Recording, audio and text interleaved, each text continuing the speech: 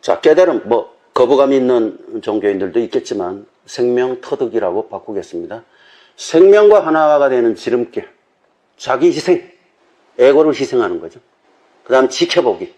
달마대사는 깨달음의 지름길을 지켜보기라고 그랬어요. 몸을 지켜보고 마음을 지켜보고.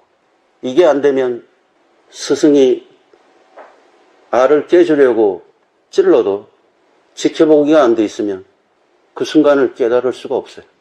자, 자기 희생은 육체적으로 희생하는 것도 있죠. 무슨 단체에서 할 일이 있으면 거기에 다 협력을 해서 가기 싫더라도 가는 것이 조화를 하는 거예요. 자기 희생, 에고를 희생하는 거예요. 그 다음에 정신적으로 희생하는 거. 머털도사라는 그런 만화가 있어요. 만화 영화도 있겠죠 아마. 이 머털이가 스승을 찾아가가지고 스승이 또 이상한 데 살아요. 이렇게 올라가가지고 이렇게 된 이 절벽 위에 살아 스승이.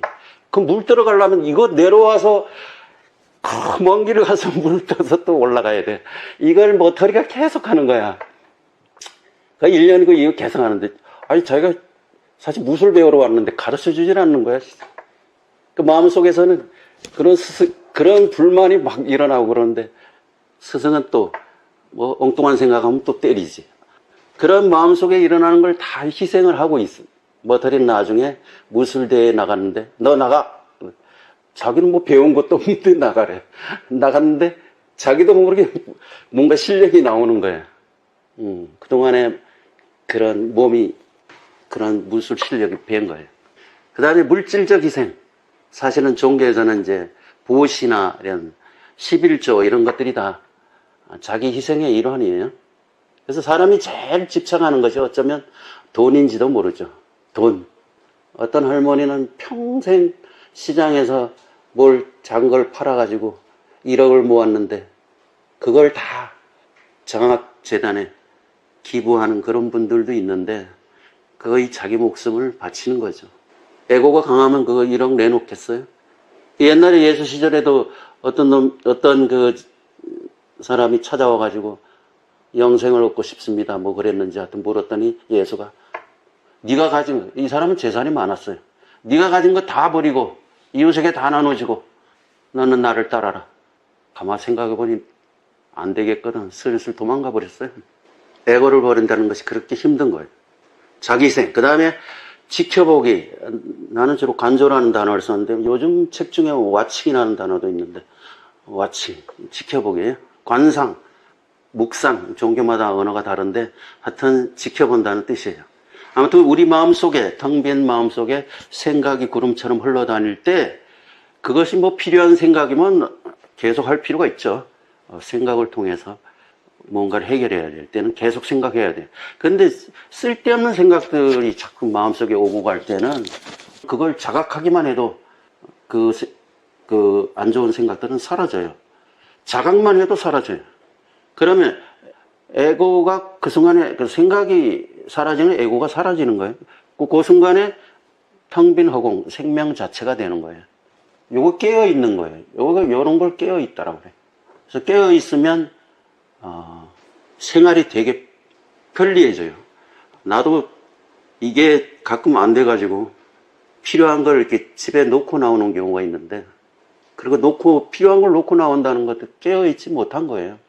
그것도 왔다 갔다 하려면 얼마나 귀찮아요. 그러니까 깨어있는 연습을, 명상이 거기에 도움을 주죠.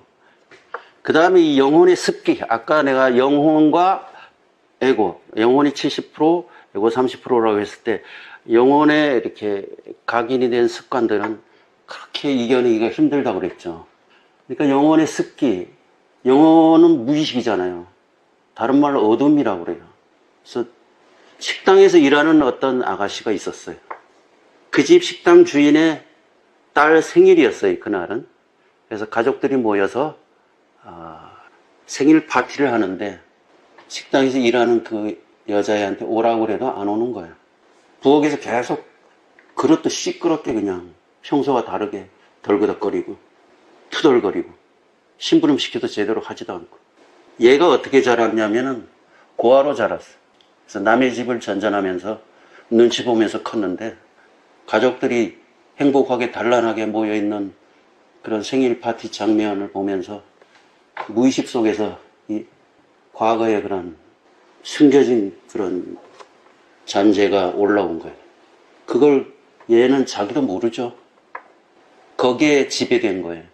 그러나 우리가 마음을 지켜보면서 마음속에서 올라오는 그런 과거의 습기를 인식한다면 금방 사라지지는 않아요, 사실. 그러나 거기에 지배되지는 않을 수 있어요. 약간의 고통은 있지만 계속 하다 보면 요게 원래의 사랑으로 변형이 돼요. 이런 걸 사랑의 연금술이라고 그러는데 에고도 그렇고 영혼의 습기도 그렇고 변형이 될 수 있어요. 그러나 지켜보기가 꼭 필요해요. 그래서 무의식이 의식화되면 무의식과 의식이 통합이 되죠. 하나로 통합이 되면 진짜 개성이 꽃핀다고 그래요. 영어로는 개성이 individuality 이렇게 표현하는데 디비듀얼에다가 인이 붙어서 나눌 수 없는, 더 이상 나눌 수 없는 상태, 완전히 하나로 통합된 상태가 이게 개성이에요. 개성. 그래서 해바라기면 해바라기로서 제대로 꽃피는 거고 장미면 장미로서 제대로 꽃피는 거고 이게 무의식이 완전히 의식화되면 뭐 그게 깨닫는 거겠죠. 진짜 자기를 찾을 수가 있어요. 자, 이렇게 에고를 희생하는 과정은 상당히 고통스럽고 어떻게 보면 쇠로 본다면 계속 담금질 연단하는 과정인데 이러한 과정을 통해서 빛으로 바뀌어요. 생명으로, 사랑으로. 자, 이런 지켜보기 할 때 유의점이 있어요. 자기 마음속에 안 좋은 생각이 지나갈 때가 있죠. 자기 누나를 보고 성적인 생각이 떠오를 수도 있어요. 인간이니까, 젊으니까. 그러나 그 생각에 대해서 비판하거나 선하게 판단을 할 필요는 없어요. 자연스러운, 하늘에는 구름이 흐르는 것이 자연스러운 거거든요. 마음속에도 이런 생각이 지나가는 건 자연스러운 거예요. 육체를 가지고 있는 이상은 아주 자연스러운 현상이니까 거기에 대해서 절대로 개입하거나 판단을 할 필요가 없어요.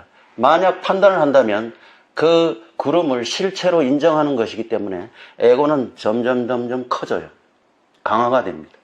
그래서 깨달음의 길에, 진리 탐구의 길에서 이런 무슨 이상한 수단을 쓰는 사람들이 많은데 거기에 집착하다 보면 잘못된 길로 들어가요. 아무튼 이러한 것을 유의할 필요가 있어요.